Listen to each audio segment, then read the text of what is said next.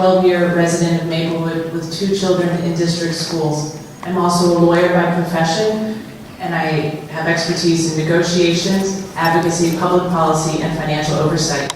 I'm running for the South Orange Maplewood Board of Education because I want to make sure that the vision we've adopted at Academy Street for excellence and opportunity for all children becomes the reality in every classroom every day.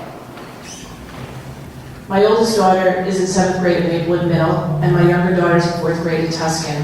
And we've had some great experiences in the district and teachers who've really made a difference in their lives, both as learners and as people. But as a parent, I've also seen the obstacles that stand in the way of creating great, vibrant learning environments that we want for our children. We've struggled with consistency from one school to the other and from one classroom to the other. Despite our goals of excellence, too many families and too many children still encounter a culture of low expectations and rigid systems that hold children back rather than lift them up. And then there's the lack of communication. It is unnecessarily difficult often to get basic information, and our schools and our district don't seem to invite feedback, let alone listen and learn until an issue boils over. We can and must do better for our children. The search for a new superintendent provides us both with the challenge of finding the best leader for our district and the opportunity to take a good look at where we're strong and where we can do better.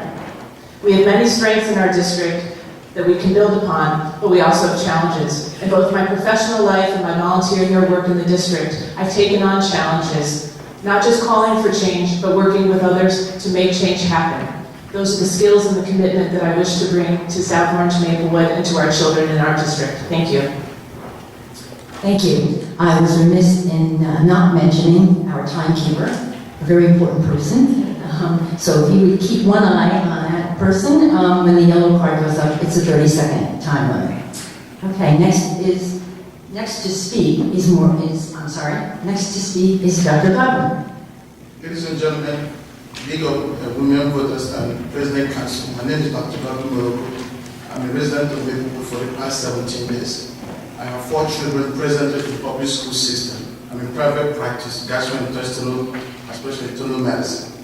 I became involved in this because of some of the changes that has taken place. I recall when I moved down from Philadelphia to Maplewood 17 years ago, the school system was much better. But before we proceed further, I was once a school teacher myself, so I know what it entails to have a good school system. I was teaching a public school system in New York in the late 80s, math and science. So when I was looking for a place to raise my children, after I graduated from UMBNJ, I started to settle down in Maplewood, looking at all the school system. What has happened since then is mind-boggling. I got so disappointed. For those of you who keep record of where we were 17 years ago and where Columbia High School is today, you know why I'm running, okay? Enough is enough, guys. The school system has changed so much. No one cares about our children. The kids can't even write. They're flunking out, teachers abusing students. I'm not going to try to refresh your memory. What happened with one of the teachers and 4 students should never happen, okay? There was a red flag. My daughter came home prior to this incident. He said that there's one teacher who was on a high heel, short skirt, flashing around, tell all the kids, I'm now free. I could do whatever I want. I got so disgusted. Yes, I have a very busy schedule. You know what I told her? As if it happened one more time, you let me know. I step into the school system. If I have to call the state, such teacher should not be teaching our children. I'm running to bring changes. Enough is enough. And I mean, if you look at my past, I was one of those people who make this happen. And I'm going to use all my effort to make sure that such a thing should never happen again. And those teachers have no place in teaching our children. Thank you. Thank you. Next to speak is Donna. Thank you to the League of Women Voters and the PTA President's Council for hosting this event, and thank you all for coming to listen to our views. My husband and I have lived in South Orange for almost 25 years now. You've raised 3 children who all went through the school system in this district from kindergarten through 12th, and our youngest just graduated last year. I have been actively involved in the school district for about 16, 17 years, being involved in the PTAs at each of the schools. I was co-president of South Mountain PTA. I worked on the directory for the middle school, not the directory, the newsletter for the middle school and the directory for the high school. I then became co-president of President's Council and sat in this chair. And during that time, I was asked to participate in some of the committees for hiring district personnel, and I participated in the strategic planning process. Since then, I also participated in the Task Force on Excellence and Equity as a representative of Levels Can Work, which is one of the parent organizations that I helped spearhead to challenge the district to maintain rigor in the coursework at the middle schools. I'm also a customs and international trade lawyer, and I also am an adjunct professor at Brooklyn Law School in the spring semester. I would like to put my leadership skills and my expertise into work on the Board of Ed. It's time for me to take up that challenge after my son graduated from high school. I feel like I have the time to do this. I would like to see more opportunities for all students to have access to challenging coursework. We need improved professional development in the area of differentiated instruction for the teachers at the earliest learning levels from elementary through middle school. I also would like to ensure that access to AP and honors courses is improved. Thank you. Thank you. And now Maureen. Good evening, everyone. My name is Maureen Jones, and thank you all for coming tonight. Thank you to the League of Women Voters and President's Council for the opportunity to participate. I know what it's like to struggle, and I also know what it's like to be an outsider. My family emigrated from Haiti to the United States when I was 7 years old, and I vividly remember sitting in a classroom, not understanding the language, and having to watch other students for cues to figure out what was going on. But I also remember having teachers who supported me, who encouraged me, and helped me become successful. I ended up flourishing in school and became a speech-language pathologist. As a speech-language pathologist, I've had the good fortune to work in different districts. Through working in different districts, I've been able to observe different approaches in which education is happening. I am running because we need to make sure every child gets whatever help they need, and that every child experiences rigor, challenge, and opportunity in every classroom.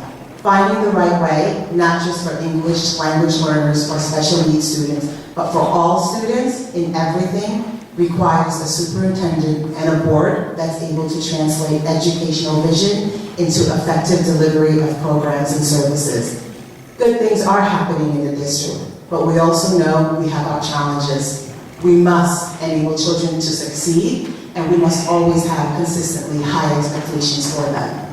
We must enable families to succeed by providing them with the proper resources to help them navigate the system, and we must enable teachers to succeed by giving them the support and the mentoring that they require in order to help handle the IB and Common Core. And we must be patient. And we must get all teachers to look at each child as an individual, to get them engaged, and to help them challenge in everything that they do. Thank you.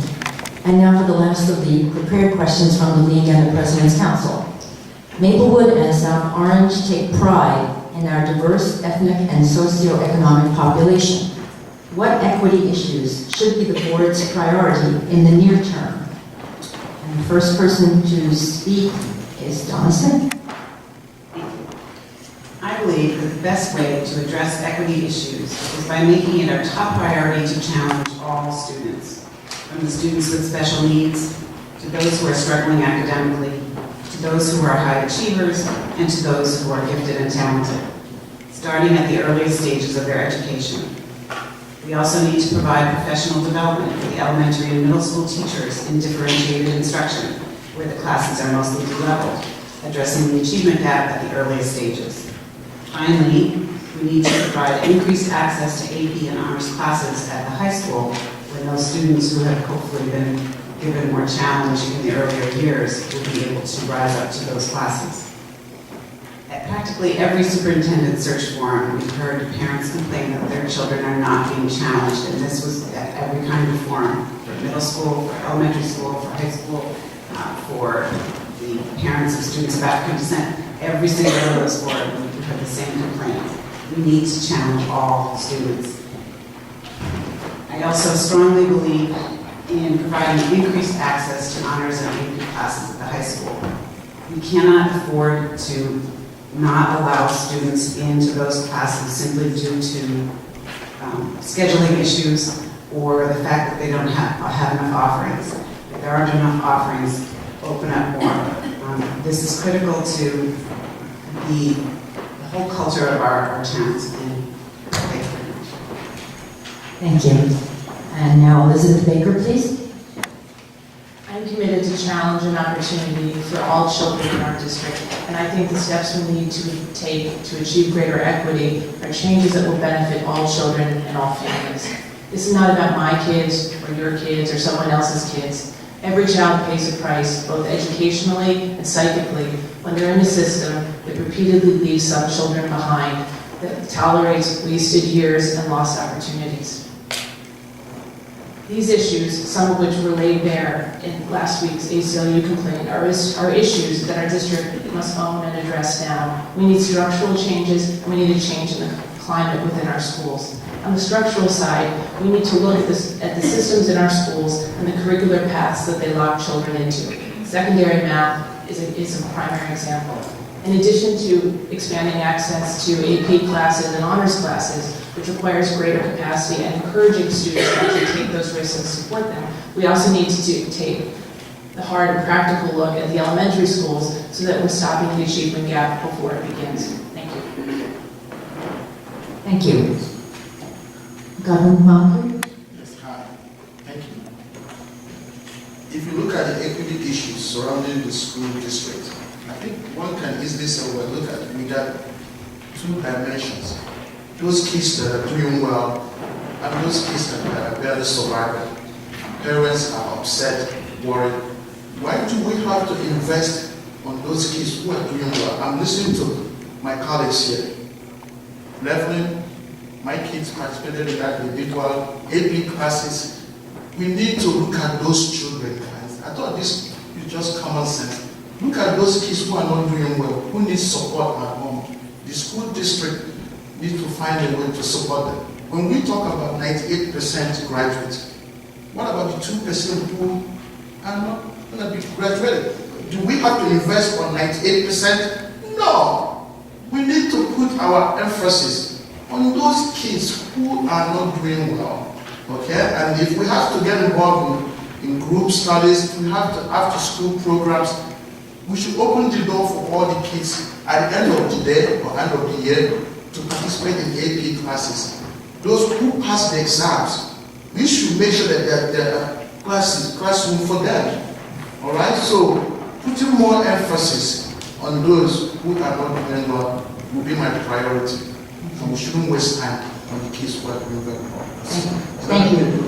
Thank you. Thank you. And Maureen Jones, please.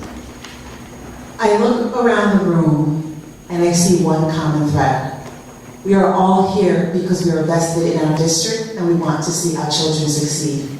True success only happens when the superintendent, the board, administrators, and teachers truly see the value of every child learning and rising to the occasion.